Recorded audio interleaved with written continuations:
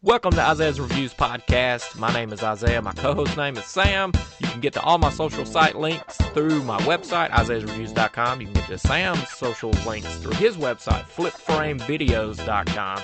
You can also hire Sam because he runs a small video production company, so if you need anything done, weddings, home tours, music videos, and more, just go there. Listen to this podcast on YouTube, Facebook. You can stream it off the website, isaiahsreviews.com, Tumblr, and SoundCloud, and Spreaker. So now let's get this show on the road.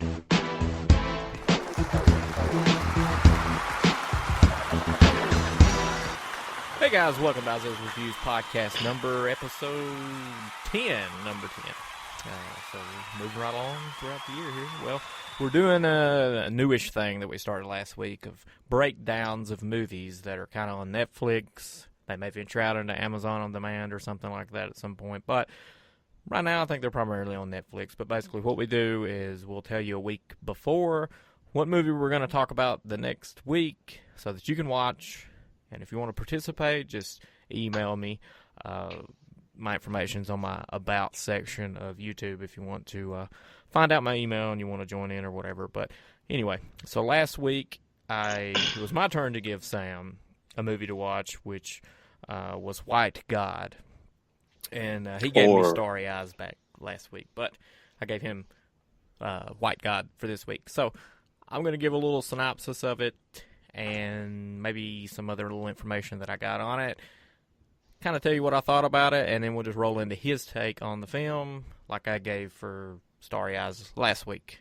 So, anyway, White God is a Hungarian film, and it is subtitled out, and it was filmed and made, I think, in 2014. It was three people that did the screenplay. One of the people that did the screenplay directed it, and that's always a good thing when somebody's involved with a screenplay that also directs. But anyway, the plot. The film follows the mixed-breed dog Hagen, who moves with his 13-year-old guardian, Lily, into the home of Lily's estranged father. Unwilling to pay a harsh mongrel fine imposed by the government, Lily's father abandons Hagen, determined to find Lily again. Hagen soon attracts a pack of 250 half-breed followers who start an organized uprising against their human oppressors. So the thing that caught me off guard, I guess, about watching it was the mongrel fee. So if it's not a breed of their country, you have to pay like this big fee to even have this dog. So is that a real thing? That's what I was wondering. It may be a real thing over there that if you're not having a breed that's, I guess, a domestic breed of that country, they may make you want to pay a fee. But anyway, I loved the film. I thought it was something that Sam would like and you guys would like as well. So I offered that for my turn to offer a film. So anyway, White God, what did you think about it, Sam?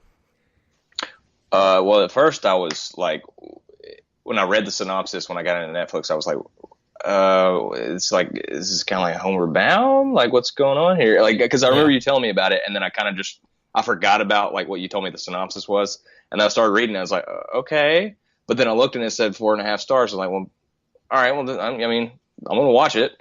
And then immediately, like the first shot, when it's just like the empty street, city street, and it's just Lily, or well, at the time you don't know who it is, but the girl that ends up being the main character riding down the road, and it's just real quiet, and it's kind of, I don't know, it's kind of creepy. You don't know what's going on, and then all of a sudden that herd of dogs comes around the corner. It's just like, okay, whoa, this is something else. This is something else entirely.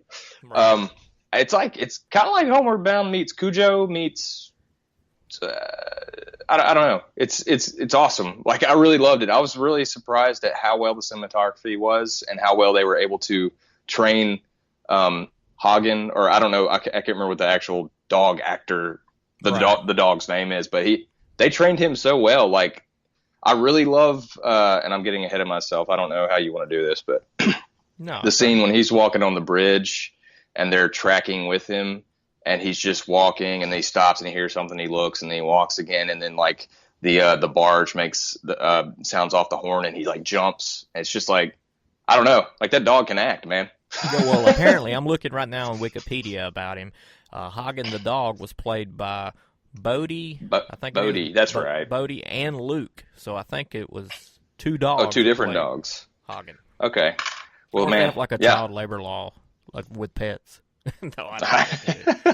But it's got a backup in case one goes. Yeah. Well, I mean, watching it, like, there were moments where I was like, I don't know how they're getting away with some of these scenes, but I tried to watch and was like, okay, well, yeah. Well, to me, the opening scene, like the cow, like when they're in the meat thing, and they basically it starts out with, where did it start? It starts like out with that her, shot that I was talking about, and then it cuts to, it cuts to after, like, what happens is, like, there's like a wide shot, and it's kind of like a profile shot, and you see her kind of go across a four-way stop, and she's running, and then the dogs go, and then it, like, the herd of dogs comes right behind her, and you're like, oh my God, what's about to happen? Are they attacking her? And then it cuts, and then it says white guy, I think, or something kind of like that. But then it cuts to her in, in a park playing with Hagen, and that's when they establish, like, their relationship and, whatever. Right. Yeah, and then they take her to the dad that works at a meat market or whatever. Yeah, her mother and her stepdad come, I guess her stepdad or whatever, come and pick her up, and then you hear her mother say, well, make sure you obey your father. It's only for however many months or whatever. And then we cut to the meat market, like you were talking about. Yeah, and I thought that was really cool. Like, they show pretty much every part of processing a cow from, like, the beginning, like hanging it up, cutting it. I mean, they're doing it all, like, right there in front of you. It kind of sets the basis tone. For the tone for the film. It sets, it's like how we treat animals, or how we view animals as, right, I guess, is what they were trying to establish right there, I would imagine. I mean, there's right? an underlying undertone for what it means. Something. This film doesn't just mean what it's showing; it's meaning some other stuff too, I guess. Like there's some substance to it. Yeah. Yeah. Go ahead. Oh no, please carry away. I mean, after that, they kind of go back to. I guess we can say they go back to his place or something. And she doesn't like it. Lily doesn't. Well, you immediately. You get let's see what I was gonna say. Oh yeah, after the meat plant, when you figure out who the dad is, he comes out, and then they pull up, and the mother comes out and is like, here, I can't remember what she says. I'll notice that there's a scene where she's like, take care of both of them, or a line where she says, take care of both of them. He's like, them, and she's like, yeah, and then it kind of pans over, and you see Lily get out with Hagen, and he's just like, oh, not a fucking dog, not a mutt or whatever. Right. So that immediately, right then, it's like, okay, well, clearly the father is going to have issue with the dog, and there's going to be kind of like a conflict right there. Yeah. And then I guess they go back to his place, and he lives in sort of a sad little. I mean, it's not a bad place, but I think we're established that he's not as well off as the mother, I would imagine. Yeah. Also, when they're coming into his apartment, there's an elderly woman, and it's like, that's a mutt, that's a mangy mutt. You're not supposed to have those here, yada yada yada. And you all, like, immediately you're like, okay, she's gonna be a problem. And she's of course that she one calls. thing that exists that drives everybody nuts, that lives around or something. Yeah. Oh yeah. And she, like, later calls, I think, the animal shelter services or whatever. Yeah, because they just knock on the door random. Yeah. And I mean, immediately you realize that, I guess, the father and the daughter didn't. I guess the last time they saw each other, it didn't really end really well. I don't know for sure. She has some animosity towards him, or she resents him for whatever reasons. He's kind of hard on her, and I think it's because he's. They don't go into too much detail about this, but it's there. There's some, like you said, some underlining tones of where you feel like the breakup didn't go well between her mother and her father. Right. And I don't know. You want to take it from here for a minute? Yeah, sure. I'll go. And then pretty much the dad's like, I'm not paying this fee, because the guy comes in and the dog catcher, I guess you would say, whatever they call him over there. He's kind of, when he does knock on the door, you can I think you can see the old woman in the background kind of peeping. Yeah, you can. And he's like, I'm not paying this fee, whatever, What at first he was like, what dog are you talking about? And then, come to find out he's not paying this fee. It's important to note that he comes and says, the animal services guy says, I got a call about a rabid dog mutt dog biting one of the tenants here. So she called and said that he bits. It's like this dog keeps getting, I don't know, blamed for a lot of crap. But anyway, keep going. But yeah, he didn't bite her or nothing like that. And then he sees the dog behind him, I think, and he's like, oh, that's a mixed breed or something, or what kind of breed is that, or whatever. And it ends up being a mixed breed, and he had to pay this big fine to keep it. Fast forwarding a little bit, the daughter and the dad they're gradually butting heads, because the dog is also like moaning and groaning at night because it's having to stay in the bathroom or something. And don't forget, her playing the trumpet to it helps him go to sleep. Right, yes. That's a big portion of it. Yeah, because she's like in this all ages after school band thing or something. Orchestra. Yeah, orchestra band or something like that. Anyway, the dad gets fed up with it, and they just pretty much take Hagen out and drop him off like under a bridge or something like that. So he's gone missing. And he just starts this homeward bound type adventure, and it's pretty raw. I mean, it's not like... Yeah.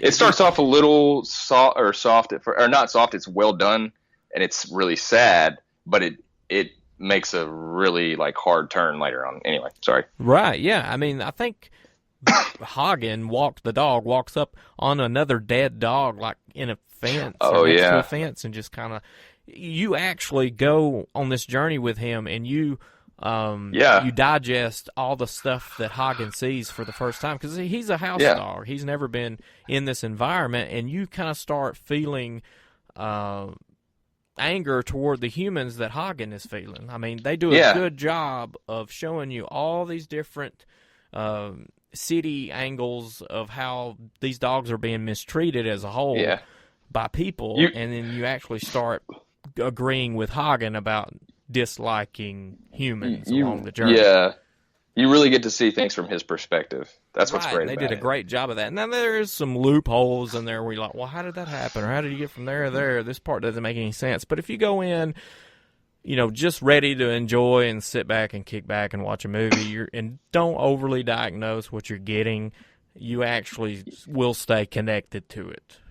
Yeah. If you're overly critical over everything that's happening, yes, you'll be able to pinpoint some stuff. But for the most part, just enjoy it. It's subtitled out. It's not that bad, because when you're with the dog, there's no subtitles. So about like half the time, there's really not any subtitles. So yeah, what's great is the dog doesn't get any subtitles, and that's awesome. You know why? Because I can understand everything he's going through just by his facial expressions. It's great. I love it. I don't know how the patience that the filmmakers have. No. Or the blocking, insane.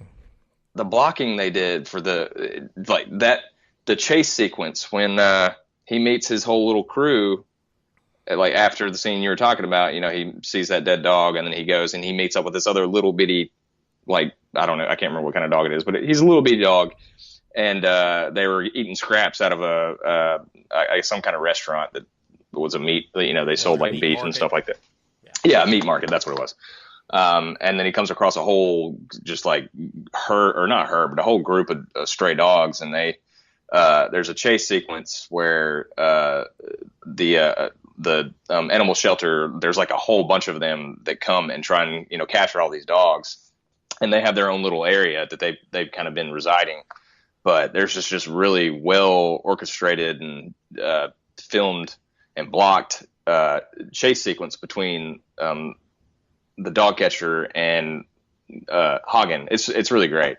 Yeah, because he does like this little Jack Russell. Like Hagen becomes good friends with like this. I guess it was Jack Russell, and they pretty much go to this old abandoned construction site or something. That's where all these mutts are hanging out at. And then, like you said, the dog Animal catchers shelter. and stuff, animal shelter people come and start rounding them all up. Hagen, the little Jack Russell, gets away, and that's where a homeless guy picks up Hagen. And he's like, hey, we're going to help each other out. And he kind of hurries up and puts a leash on him and stuff like that. Well, he ends up carrying him over to trade him in for money or food. I think it's he trains him. He takes him to like a dealer, right? For a dog fighting thing. But the guy pays a lot of money and food to I guess this homeless guy. He's come there before because they have like a little bit of banter back and forth. And he's like, don't come back here ever again. But apparently this guy, this is what this guy's like, I guess. It's how he gets by underground stuff to this other guy. Yeah, it's like his little underground business he's got going on. Right. Well, so he has this room with like, I guess almost a dozen dogs in it, and then this guy that comes in and actually buys dogs to fight, he's looking at what this guy has to offer, and he sees Hagen over there, and he immediately is drawn to Hagen because I think the intelligence part of Hagen really shows compared to the other dogs. And he's like, well, how much do you want for this one? And he's pretty much going to just give it away because it's so domesticated. Yeah. He still shows the fact that he is a domestic dog. It still shows through. He hasn't developed that. And the dealer is just like questioning the guy, like, are you serious? Like, I've got this dog over here. This dog is way, more aggressive. Yeah. Like, why would you want this guy? And he's like, no, that dog. Yep. That guy knows what he wants. And this, for me, is whenever it really started to get kind of awesome. Whenever he's training Hagen to be like this ultimate fighter. And it's got this Rocky. It's awesome. Kind of dog it's like Rocky, but you also feel bad for him because he's getting tortured. Yeah, you know what I'm saying? Like, filed his teeth. Yeah, dude. Like, I felt so bad for him watching it. It's just like you feel, oh God, like you felt so bad for the dog. But and he was even giving him weight gainer like we would take from GNC or something. Giving him all this stuff just to beef him up. Yeah, it was great. It was hard to watch. Like, no lie, it was hard to watch. He would like put on. He had this like, it was like a treadmill sort of thing that he had Hagen running on, and then he would walk up to him, and he had like a whip, and he would whip at him. And keep whipping at him and keep like messing with him, you know what I'm saying? Like, I guess pushing him. Yeah. And it is brutal, but at the same time, he was trying to, like, what he's doing is wrong, like completely wrong. But at the same time, what he did also, I guess, made Hagen stronger. It's kind of like, what's the word I'm looking for? I don't know. It's like, it can be viewed two different ways, I guess. Right. It's controversial, I guess. Yeah, it totally is. But also, there's one thing to keep in mind that the whole time we're following along with Hagen's story, we're also following along with Lily's as well, and it's kind of running parallel with each other in real time. They'll go back and forth between each other's story. Lily's just dealing with teenager stuff. There's not much you can elaborate with her. It's just she's got emotions for the dog missing. She's putting up signs. She's also dealing with smoking and drinking with her friends that she's gathering up and making bad decisions. But that's all going on along with Hagen because both of them's kind of going downhill together. That was neat. Yeah, that is true. Like, I feel like her story kind of didn't get shorthanded, but it was just kind of like semi-typical. I mean, it's a minor gripe, but it's like, she has a love interest who's older than her, who likes another girl. It's kind of, what I'm saying? That's just the typical thing. Yeah. Yeah, but here's the thing: is they needed something there, so that was sufficient, and it worked.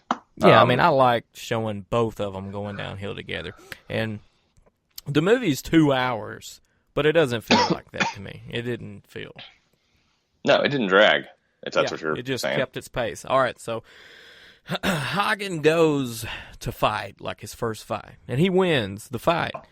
And disappears. Boom, he's gone. And this that's an important scene too, because when he's fighting and he kills that dog, or does he kill him? I don't think he kills him, but I don't know. He's pretty. That dog's pretty much a goner. He's gone. But there's a moment where you see Hagen look down at the dog after what he just did, and he can't believe what he just did, and he feels. You can tell he feels terrible about it. It's so crazy that I'm saying that about a dog. You know what I'm But saying? no, you Like, can see this stuff, like he's saying. You can see these emotions. Like, this dog's like the best dog actor I've ever seen in my life in a movie. this dog deserves a fucking Oscar, Well, I man. think so. It Over was Leo. almost up for an Academy Award, this film was. Almost. It was voted to be in the pool, but it just didn't get selected to be nominated. But it did win 2 awards at independent film festivals. So Yeah, Cannes and something else. Or not just European independent. Fantastic Film Festival or something. It won Best International Feature Film. Yeah. Anyway, But keep yeah, going. anyway, Sorry. he escapes, and that's whenever he kind of, at some point he gets trapped. We're going to fast forward a little bit because we got like 9 minutes, but at some point he does get taken by the dog catcher or whatever. They finally catch him, and they corner him and get him and carry him in there. And whenever he goes in there, he ends up escaping, and whenever he escapes, he kills his first guy. Yeah, And he just rips his jugular out. Right, just rips his throat right out, and he lets that allows all these other dogs to go with him. And it's like, they're all right, what are we going to do? And there's like 250 dogs. They just follow him. He's like their leader. That's Right. so cool. I mean, it's a little silly, but it's Right. awesome all at the same time. It's like, oh, yeah, all right. It opens up your eyes to this whole other world that dogs may have. Yeah.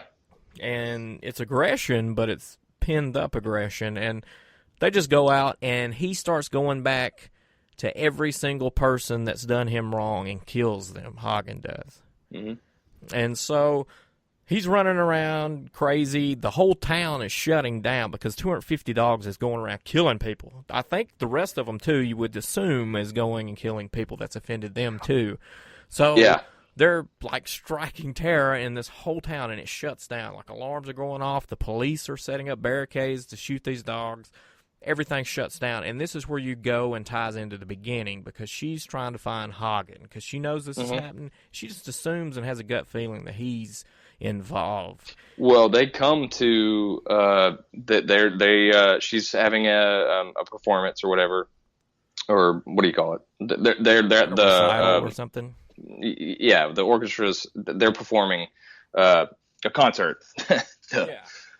And all of a sudden, all these dogs starts like dogs come up on the balcony or like barking there, Right. watching Won't the let 'em show, out and then they're doors or something. they're surrounding everybody, and then there's a lot of them up at the windows and everything. It's kind of a neat scene. So that's when she figures out that she assumes Hagen's. It's because of Hagen. Yeah. So anyway, keep going. Oh, okay. Well, then she's riding along, and she doesn't find Hagen at that point. These dogs don't attack her because that scene from the beginning that catches back up to it there toward the end. It showed that they're not just going to kill anybody and everybody. They actually bypass her and keep going somewhere else. Mm-hmm. So later on, I think that night, she ends up seeing Hagen, and they kind of intercept each other on the street, and all the other dogs are behind Hagen. Like, he's the leader, he's in the middle, and Hagen's growling at Lily like he's going to attack her, and the only thing that saves the whole deal is she pulls this trumpet out of her backpack, starts playing it, he kind of bows down and lays down, and all the other dogs do too. And it kind of pretty much just ends there, right? Yeah, well, it's at the butcher house where her dad works, like in a little alleyway right there, and her dad comes out and he's like freaking out. He has like a flame. Something they use in there. Worked up a flamethrower somehow. Yeah, it's not like a real one, but he's put together one somehow. And he's like, Lily, get away, get away. And she's like, no, stop. And then she plays the trumpet, and all the dogs just stop. Well, first Hagen stops growling and barking, and then the rest of them stop. And then Hagen lays down. All the other dogs follow behind him or follow his lead and start to lay down. They're all comforted. And I don't know. It's kind of a powerful scene. It's really. I wonder if that moment it's really when moving. they end on that, if they meant that, okay, they're done, or is he just glad he finally comes to his senses, I guess, and. He does, probably but has that oh shit moment. Well, there's like you hear that like there's a line from the one of the other butchers comes out and asks the father, because the father was in there earlier, screaming, call the cops, they're here. And the guy asks him, should I go ahead and call the cops? And he's like, no, give them a little more time, I guess, because he realized, the love between the two of them, the bond between the dog. And there's a scene. What? Go ahead. Sorry. No, I'm sorry. Go ahead. You go. I was going to say, we left out a scene earlier where, you were talking about how Lily was going downhill and partying and stuff. And she wakes up drunk at a bar or hungover at a bar, and she's underage. And she gets taken into, I guess, not necessarily jail, but she gets taken in by the cops. And her dad comes and picks her up, and he starts breaking down, and he's like, he realizes what he's done when he threw the dog out, that he's broken her heart. You know what I'm saying? So, at that moment, I think they actually reunite as father and daughter. Yeah. Yeah. And that correlates to this scene where, he realizes the bond between the two of them. He doesn't want to take that moment away from them. And you can never take it away. I think that's a thing too. Yeah. Because it came back. Like, no matter how wild he got, they still came back together. Just like her and her father did. Yeah. It makes you want, like, it ends in a really beautiful shot too, where it's like a wide overhead shot, jib shot. It's not moving. And you see the dogs kind of in a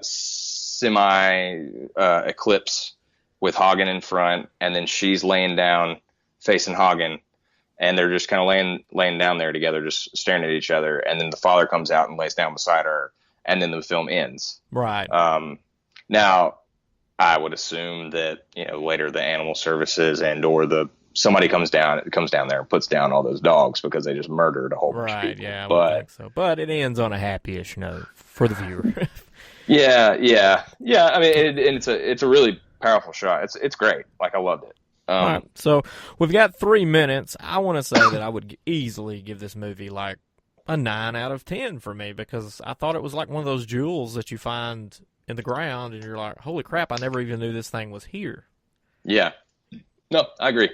I totally agree. I loved it. So, all right, so I'm excited to know what is your film for me for next week, and everyone else too, to watch so that they can listen in. We can all do this together. Go.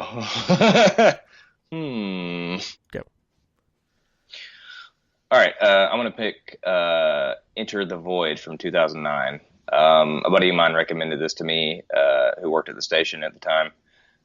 Basically, a quick synopsis: a U.S. drug dealer living in Tokyo is betrayed by his best friend and killed in a drug deal. His soul, observing the repercussions of his death, seeks resurrection. Director Gaspar Noé. I don't know if I pronounced that right. Sorry, dude, if I butchered your name. No, anyway, he understands. He gets it. Anyway, it's a really very interestingly shot film. So, looking forward to that. Cool, man. So everybody, Enter the Void. That should be able to be found on Netflix, right? Yeah, should be. Enter the Void. It looks maybe to be a foreign film or something. So everybody watch that, and then we'll break that down for next week.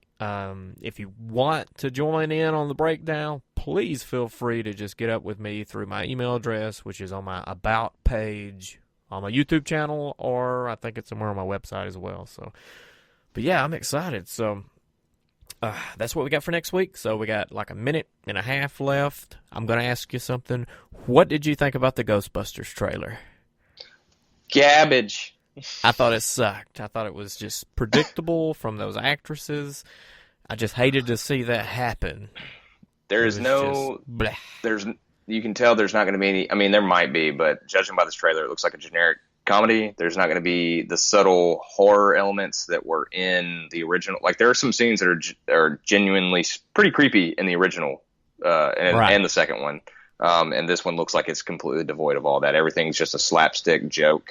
Yeah, I mean, they're playing their typical roles no matter what they're in. And yeah, they're not embodying these characters. They're, at least, what's her name? Melissa McCarthy. Right. She's Melissa McCarthy playing Melissa McCarthy in Ghostbusters. Like, it looks like an SNL skit.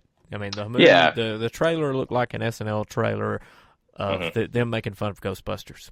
That's what it felt like. Pretty much. Oh, my God. So we're down to 15 seconds. So people, remember, Enter the Void on Netflix for the breakdown for next week. And Sam, do you want to say anything to carry us out? Rock and roll. Yeah, rock and roll. We'll see you next week. Bye-bye.